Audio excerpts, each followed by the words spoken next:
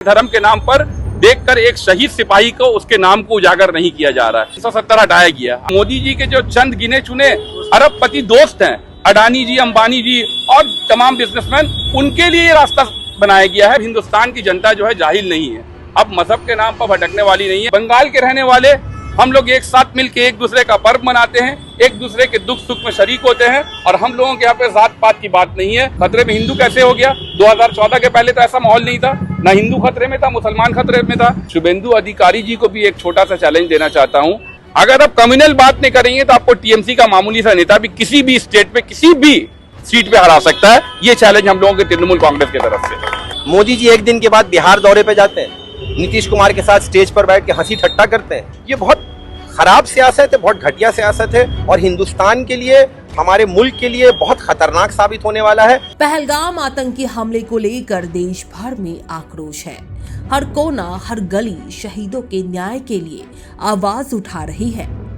देश के अलग अलग राज्यों में लोग शांतिपूर्वक मार्च निकालकर शहीदों को श्रद्धांजलि दे रहे हैं। इसी क्रम में कोलकाता के वार्ड नंबर 135 से West Bengal state Trinamool minority committee द्वारा एक कैंडल मार्च का आयोजन किया गया। शहजादा बॉबी के नेतृत्व में निकाले गए इस मार्च में प्रदर्शनकारियों ने मोमबत्तियां जलाकर वीर शहीदों को श्रद्धांजलि अर्पित की। प्रदर्शनकारियों की मांग है कि शहीदों को इंसाफ मिले और आतंकवादियों को जल्द से जल्द कठोर सजा दी जाए। उन्होंने देशवासियों से अपील की कि 140 करोड़ जनता को अब समझना होगा कि हमारा देश गलत हाथों में चला गया है। कैंडल मार्च में एक और दर्दनाक सच भी सामने आया। झंटू नामक एक युवक जो पहलगाम आतंकी हमले में शहीद हुआ, उसका नाम मुख्यधारा मीडिया में सामने नहीं लाया गया। क्यों? सिर्फ इसलिए क्योंकि वो मुस्लिम समुदाय से था। प्रदर्शनकारियों ने सवाल उठाया कि अब शहादत भी धर्म देखकर तौली जाएगी।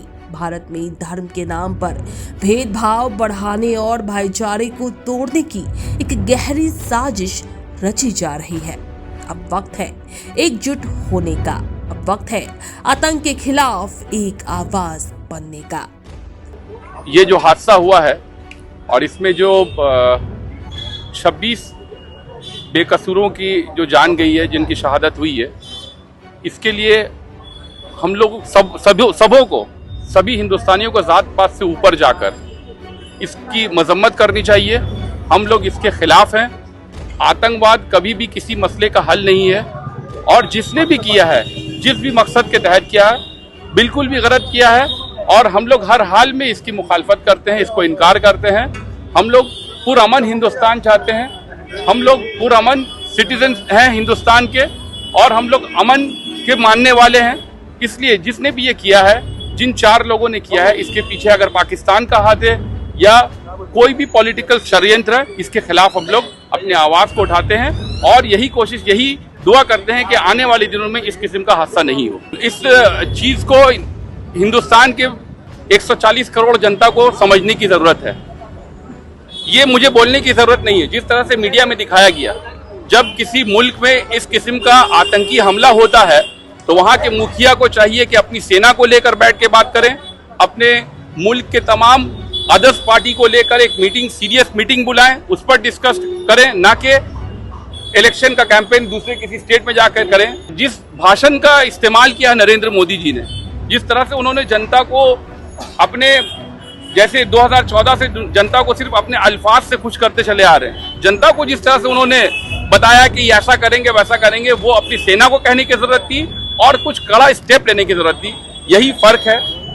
हम लोगों को समझना है, 140 करोड़ हिंदुस्तान के सिटीजन को समझना है कि हम लोगों को सियासत से ऊपर जाना है और इस तरह के हादसा से बचने की कोशिश करना है। देखिए, हम लोग तो 2014 से ही कह रहे हैं कि देश जो है गलत हाथ पे चला गया है और जिस तरह से पिछले 2014 से लेकर 2025 आज आ गया है, जिस तरह से मोदी जी ने जैसा जैसा फैसला लिया है, हम तो पहले से मानते थे, अब वो लोग भी मानना शुरू कर देंगे जिन्होंने बीजेपी को वोट किया था।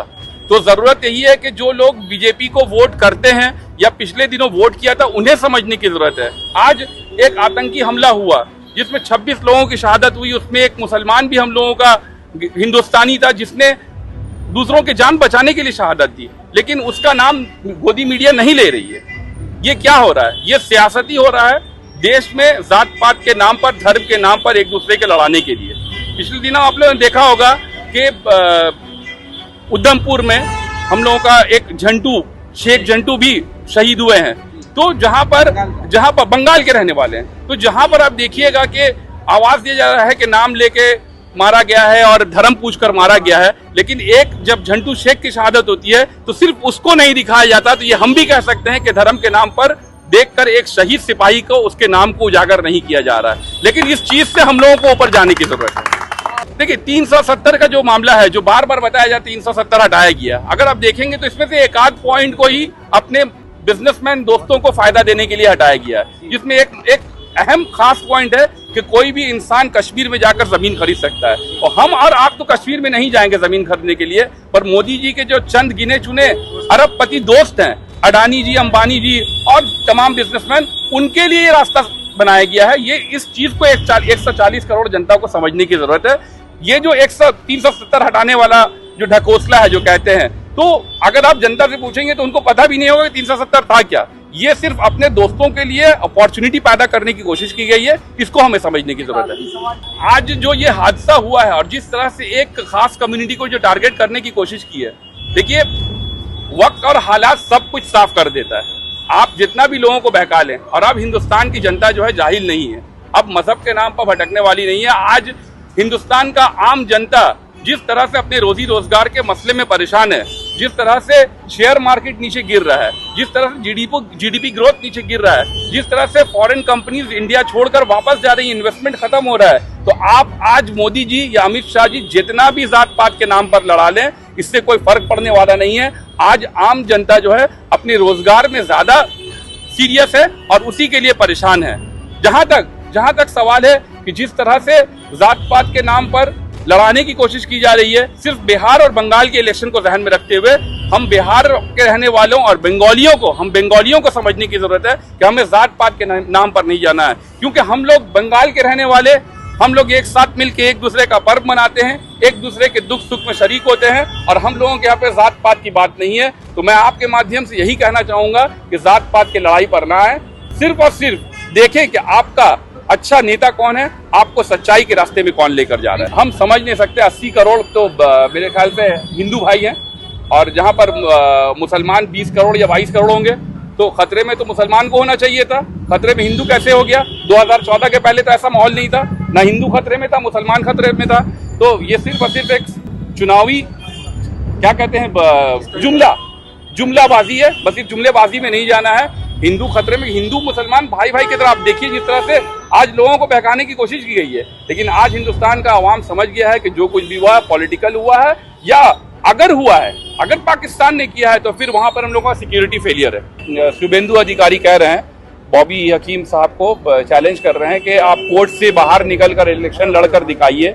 आप अपने आप को सेक्युलर बताते हैं, तो जहां पर 75% मुस्लिम आबादी, आप वहां पर क्यों लड़ रहे हैं? कहीं ऐसे जगह लड़कर दिखाइए, तब आपका सेकुलरिज्म को मानेंगे। तो मैं शुभेंदु अधिकारी जी को भी एक छोटा सा चैलेंज देना चाहता हूं कि आप तो अपने आप को सीएम के दावेदार समझते हैं और हम लोगों की नेत्री ममता बनर्जी के बराबर अपने आप को समझते हैं, उनको आप चैलेंज करते हैं। तो एक मैं मामूली अदना सा एक तृणमूल कांग्रेस का सिपाही के हैसियत से एक चैलेंज करता हूं उनको कि आप बंगाल के किसी भी सीट में जाइए और कम्युनलिज्म को छोड़कर, कम्युनल बातों को छोड़कर इलेक्शन लड़कर दिखाइए। अगर जीत जाइएगा तो हम भी मान जाएंगे। अगर आप कम्युनल बात नहीं करेंगे तो आपको टीएमसी का मामूली सा नेता भी किसी भी स्टेट पे, किसी भी सीट पे हरा सकता है। ये चैलेंज हम लोगों के तृणमूल कांग्रेस की तरफ से। अरे ये सब तो पार्ट ऑफ पॉलिटिकल टेररिज्म है। पहलगाम हो या यहाँ की जो डॉक्टर साहिबा हैं जिन्होंने ये कहा कि भाई हम नहीं देखेंगे मुसलमान मरीज। देखिए एक छोटी सी बात है, बॉबी भाई ने ऐसा कहा कि इंटेलिजेंस फेलियर, मैं फेलियर नहीं कहूँगा, मैं कहूँगा कि इंटेलिजेंस की बहुत बड़ी ये नाकामी है।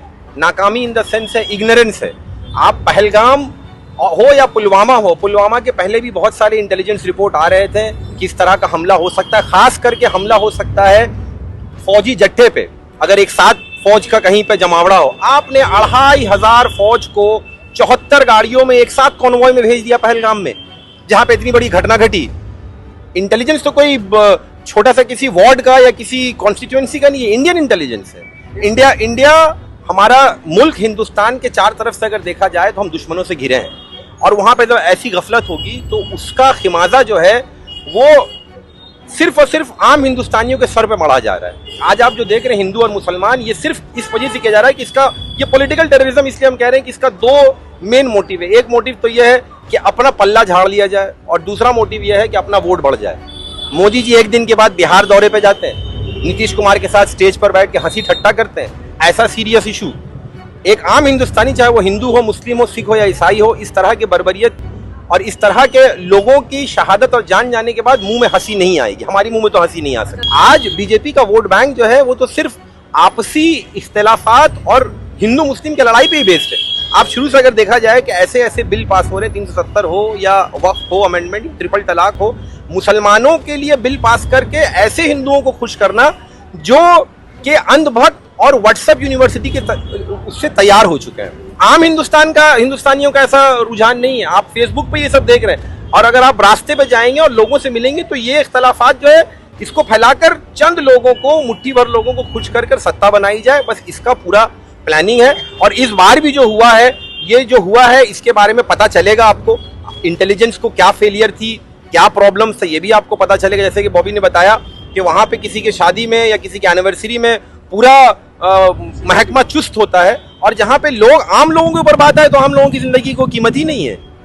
कोई भी मर जाए और उसके मरने के बाद फिर उस पर सियासत किया जाए, ये बहुत खराब सियासत है, बहुत घटिया सियासत है और हिंदुस्तान के लिए, हमारे मुल्क के लिए बहुत खतरनाक साबित होने वाला है। लोग इसको समझ रहे हैं क्योंकि इसको अब देखिए, इससे जो प्रोपेगेंडा फैलाने की कोशिश की गई थी वो उतना कामयाब नहीं हो रहा है।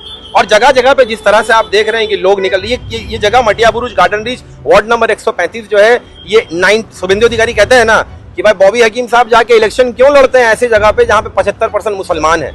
मुसलमान नहीं, हिंदुस्तानी रहते हैं यहाँ पे और हम हर चीज के लिए आवाज उठाते हैं और इस गम में हम शाना बशाना शामिल हैं अपने हिंदू भाइयों के साथ, हिंदुस्तानियों के साथ और उन शहीदों के फैमिली के साथ जिनकी जान जो है इस पॉलिटिकल टेररिज्म का शिकार हुआ है। आपको क्या लगता है कि इससे मुख्तलिफ कुछ बात है ये? हम लोग, भाई आप लोग तो रिपोर्टर हैं, पूरी दुनिया में घूम रहे हैं, अलग अलग लोगों से मिल रहे हैं, अलग अलग लोगों के सवाल पूछकर उनका जो माइंड सेट है वो समझ रहे हैं। ये सिर्फ और सिर्फ माइंड सेट हिंदू और मुसलमान को लड़ाकर वोट बढ़ाने का हो। आज जो पहलगाम में हुआ, इस कुछ महीने पहले एक ट्रेन का हादसा हुआ था जो हमने न्यूज में देखा था कि उसमें मुसलमान कौन है पूछ कर, दाढ़ी और टोपी वाला कौन है, सेना का एक बंदा चेतन सिंह जो सैनिक था उसने मारा। तो ये मानसिकता को ये कहाँ ले गए?